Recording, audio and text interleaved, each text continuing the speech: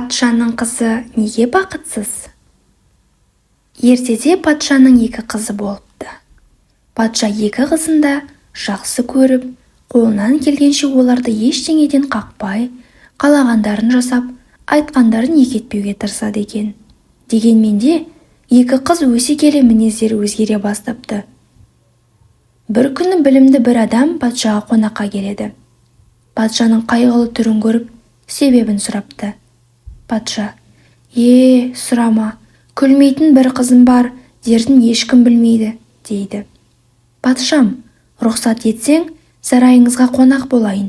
Мүмкін қызыңыздың қайғысының себебін табармын, дейді жолаушы. Патша қуана-қуана рұқсат етіпті.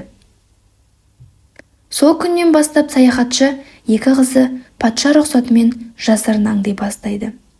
Қараса, екеуі түнде жатар алдында жастықтарының астынан бір дәптер шығарып, бір нәрселер жазып, таңертең жазғандарын оқып, орындарынан тұрады екен. Саяхатшы бір күні қыздар ұйықтағаннан кейін дәптерлерін алып оқыса, кіші қыз өзіне жасалған жақсылықтарды, ал үлкен қыз тек болмашы әділетсіздіктерді жазыпты. Ертеңінде саяхатшы кіші қыздан рұқсат алып, оның дәптерін үлкен қызының жастығының астына қояды.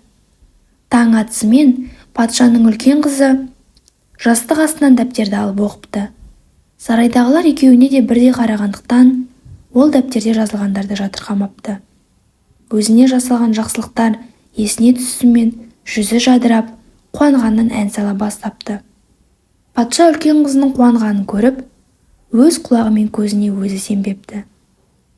Бірден саяхатшыны шақырып, бұны қалай жүзеге асырғанын сұрайды. Саяхатшы: патшам, өмір айна сияқты. Оның жақсы жақтарын ойласақ бізге әдемі көрінер.